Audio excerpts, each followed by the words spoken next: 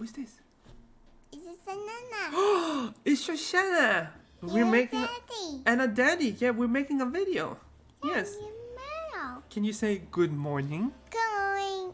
Hello guys. Today I want to share with you my top 10 tips for Rivengard. If you liked the video, please consider liking and subscribing. And remember that I stream on Twitch Wednesday, Friday and Sunday at 12 PST. Come and hang out. It's really fun.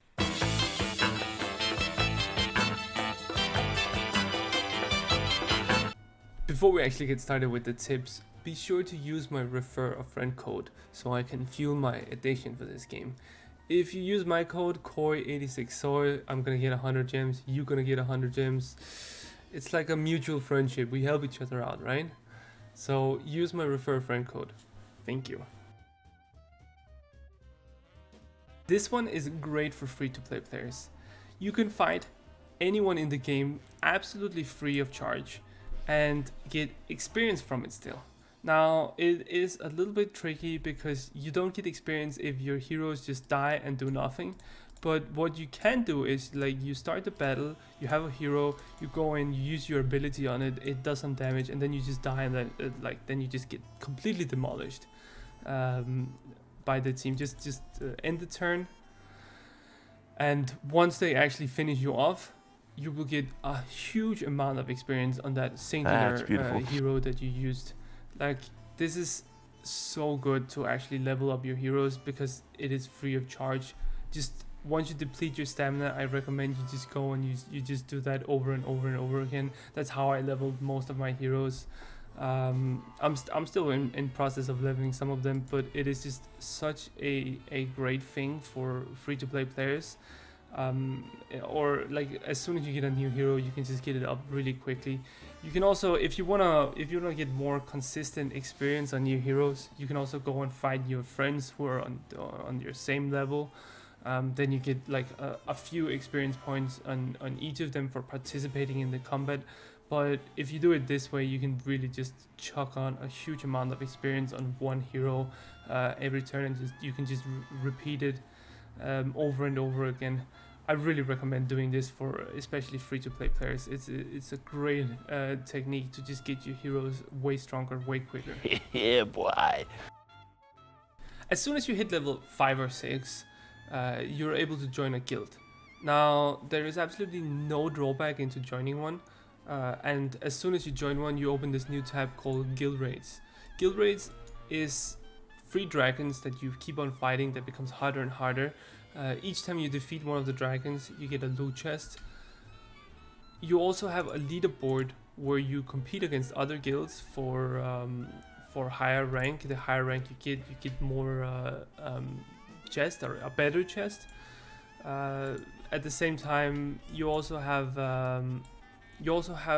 gift requests where you can go in and request items for your heroes, or you can donate items for your heroes and earn a little bit of gold. Now, I really recommend you to just immediately try and find an active guild because there is just no drawbacks into not being in one. Man, let me out! Don't worry too much about campaign progression or freestarring the chapters. Like, you're gonna hit a wall. I hit a hard wall on the snowman dude. He just demolished my team over and over again. I threw away so much stamina trying to get through him. It's not worth it. As soon as you feel like you hit something that is just way too hard to beat right now, just take a step back for a day, 2, maybe 3 even, and just farm up your heroes. Make them stronger and then just come back and demolish them. Like, it's not worth it throwing away your stamina to try and achieve something that is too costly. Unlocking and upgrading heroes is a little bit complicated at first. There are a bunch of different resources that you need for it, and it can be really confusing. At least it was to me. The first thing you need is shards. Once you have enough of them, you unlock the hero, and you can upgrade them through a star-based system with something called laurels. Now, I'm sharing with you on the screen how many stars you need for each rarity to then ascend it to the next rarity. So, as an example, once you have 2 stars for common, you can then upgrade your hero to uncommon, and so on and so forth. Through upgrading your heroes, for the rarity, you need faction emblems, essence, hero badges, divine orbs, and also shards. It depends, however, on which rarity you're on or what you need to do to upgrade it. Now you can find these resources under home and then inventory, laurels, and ascension. It's also worth noting that when you unlock a hero to uncommon, you unlock its second passive ability, and when you unlock your hero to rare, you unlock its trinkets.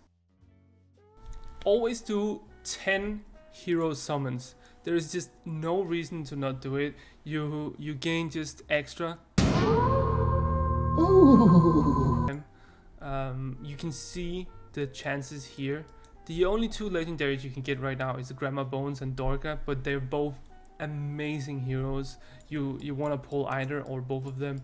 At the same time, the epic heroes is Agna and Tim. Tim is absolutely amazing. He has huge AoE. He just demolishes so many monsters and enemies. He's an amazing hero. I would really recommend you just save up for 10 and hope to go for either Tim, Dorka, or Grandma Bones. So just don't waste your one pulls. It is simply not worth it. Now, when it comes to items, I really recommend that you save all of them. Don't go and burn them away on dust. It is simply not worth it, because once you equip an item, you cannot unequip it again. Unless you have another one to change it out with. So I can unequip my uncommon staff by equipping my common staff, and so on and so forth. You have offensive, defensive, and trinkets. Now, trinkets are a little bit special. They only unlock for rare or higher quality heroes, and you can only equip them if you have one of these equipped as an equivalent stats. So Tim can only equip this bronze ring of precision that gives critical chance and critical damage, because I have a weapon that gives critical chance and critical damage. The same goes for this trinket that gives block and block damage. You can only equip it on heroes that actually have block and block damage. Now, don't be like me and just burn away all your items upgrading common items, because since you can't unequip them, if you don't have anything else, I ended up unlocking Tim. I was super happy, but I actually couldn't equip my trinket because I didn't have any weapon for him. So he was just weaponless and trinketless for the first 3 days I had him, which made him very sad, which made me very sad, which made Mr. Pickles very sad. It was just a sad time. This one is incredibly important. Use the information tab. When you are in a battle, you can click your enemy and you get all sorts of informations. You get the class, the faction they belong to. It's super important because, you know, each faction and each class deals extra damage versus another class. It's kind of like rock, paper, scissors, that warriors deal extra damage against rogues, rogue deals extra damage against mages, and mages deals extra damage against warriors. Now, it's also the same for factions. You can see here that the light faction deals extra damage against the dark and the fire faction, and so on and so forth. You can also read their traits and their active and their passive abilities and see how much movement they have and range. This is paramount to you actually doing well at this game, because if you go into a battle just blind, you're gonna get fucked over so hard, especially at the later stages. These fuckers here, they just rip into you like there's like no tomorrow. It is insane how their abilities work. Like these fat fuckers here, they just toss your heroes back and just demolish them. I can kind of show you what I mean by fighting them, but it is so paramount to actually just doing well at this game, that you understand what enemies does and and read the abilities. You can also use the as you can see here, my fucking entire team just got demolished. It was also me like placing my heroes at bad places at the start of the game, just so I can show you that it is so important that you actually understand your enemies when you go into a fight. So use this tab every time you're like a little bit uncertain about what an enemy does. Just use this tab, read what they do, and you will just come out of it way better. The same thing goes for when you fight other players in PvP. Like, you can read what the heroes does. If like information and knowledge is power, use it to your advantage. Rating does not provide experience for your heroes, so I really recommend that you don't use the rating button whatsoever, except for the 2 for the daily quest you have to do every day. I know that you can get experience from doing PvP battles and so on and so forth, but it is a good measurement that you just don't use it as long as you have heroes that can be leveled up. Like, once you get into the later stages and you have all your heroes maxed, you can start like spamming that raid button because it doesn't matter. But until then, I really recommend that you just lay low and you just use the battle normally button. Each battle doesn't take a long time anyway. Just do yourself a favor and do it manually. Gold becomes sparse really quickly, so I really recommend that you think twice before using it. Once you get into the higher levels, upgrading a hero's abilities becomes really expensive. The same goes for applying items here for upgrade. 6,000 gold, at least to me, is very much. So once you get into the higher stages, really think about which heroes you want to upgrade and which you don't really like using. I'm not really into these two as an example, so I don't think I will upgrade them any further than I already have. I really like Tim as an example, so I spend all my resources on him. Gold really becomes sparse, so much so that I basically spend all my gems on just buying gold. The stamina refresh is so expensive that I don't really feel like it's worth it unless you're whaling. So I really feel like this mountain of gold is the best value you get for your gems.